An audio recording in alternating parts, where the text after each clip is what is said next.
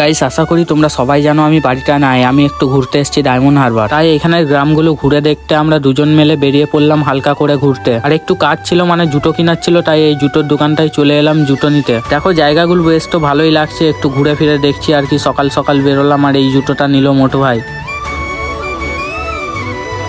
আলা এখানে এসেও জ্বালাই পড়লাম, মানে বৃষ্টি নেমে গেছে হালকা করে। আমাদের ওইখানে তো বৃষ্টি হয়েই যাচ্ছে, এখানেও সালা বৃষ্টি নেমে গেছে। ভিজে ভিজে বাড়ি চলে এলাম। তো বাড়ি এসে যে যার মতো হালকা করে নাস্তা করে নিলাম, তারপর আবার সবাই মিলে রেডি হয়ে পড়লাম। এদিকে বলছে হেভি হেভি জায়গা আছে, নদী ফদি আছে ঘোরার মতো, তাই ওইদিকে যাবো। আর এর মজা দেখো, টাকলু পেপসি খাচ্ছে কেমন। যাই হোক, তারপর টোটোওয়ালা চলে এলো আর আমরা বেরিয়েও পড়েছি ঘুরতে সবাই মিলে। আর হ্যাঁ, আমার হেভি জোর ঠান্ডা লেগেছে, তাই গলাটা হালকা করে বসে গেছে, একটু অ্যাডজাস্ট করে নিও তোমরা। তারপর আমরা চলে এলাম হালকা করে এই জায়গাটায়। দেখো কত সুন্দরই না লাগছে জায়গাটা। দেখো গাইস, এদিকে লঞ্চ আছে, কিন্তু সালা লঞ্চে চাপার জায়গাটা নাই, নাহলে লঞ্চেও চাপতাম। যাই হোক, আরো 2-3 জায়গা ঘুরেছি, তো পার্ট 2 এ দেখাবো ওগুলো। আর তোমরা যদি পার্ট 2 দেখতে চাও অবশ্যই কমেন্টে জানিও।